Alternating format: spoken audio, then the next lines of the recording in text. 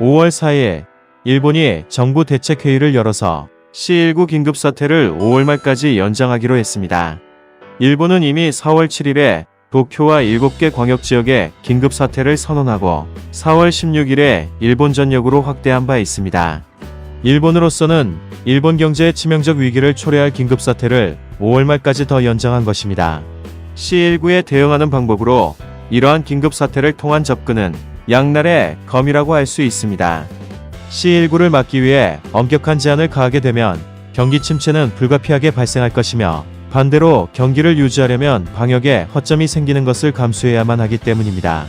미국과 유럽 등 많은 국가의 정부가 고민하고 있는 부분이며 현재 이들 국가에 발생하는 많은 갈등도 이에 기인하는 것이라고 할 수 있습니다.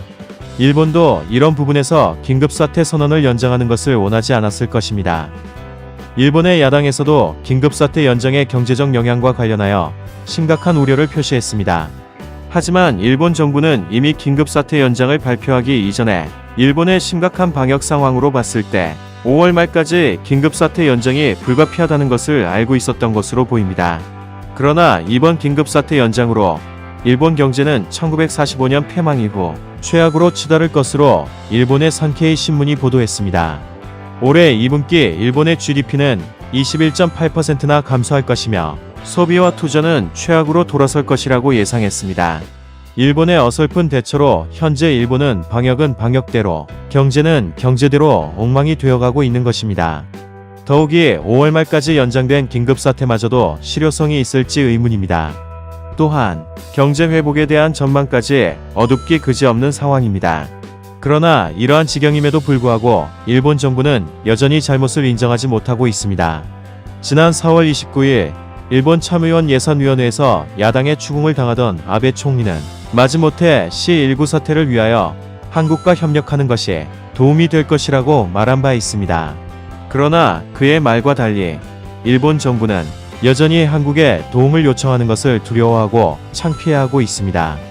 이미 3월에 일본 정부는 한국의 진단 시스템이 세계 표준으로 인정받을 만큼 압도적이라는 것을 알고 있었지만 이를 계속 회피했습니다.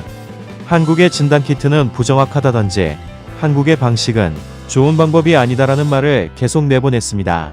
일본의 관방장관은 한국의 드라이브 스루 방식에 대해서도 무시하는 듯한 발언을 했습니다.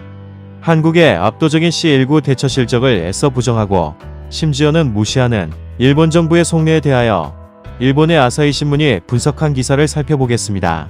아사히 신문은 세계 표준으로 인정받는 한국의 검사 방식을 왜 일본은 받아들이지 않은가라는 기사에서 이것은 근본적으로 일본 정부의 뿌리 깊게 자리 잡은 한국 불신에 기인하고 있다고 밝혔습니다. 이번에 한국으로부터 C19 대응에 대한 도움을 받게 되면 일본이 그동안 줄기차게 밀어붙였던 일제강점기 아닌 강제노동 문제나 수출 규제 문제에서 양보를 해야 할지도 모른다는 불안감이 자리 잡고 있기 때문이라고 설명했습니다.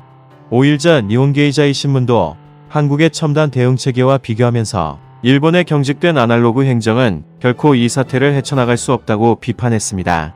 지금 일본 정부와 정치인들은 그들의 얄팍한 자존심과 정치적 이익을 유지하기 위해서 일본 국민들을 사지로 내몰고 있는 것이며 더불어 경제적 추락을 자초하고 있는 것입니다. C19라는 인류 공동의 적마저도 정치적으로 이용하는 일본 정치인들의 오만과 속 좁은 행동은 일본 정부와 정치인들의 모습을 적나라하게 드러내고 있으며 결국에는 회복 불가능한 경제적 추락으로 떨어지는 지름길이 될 것입니다.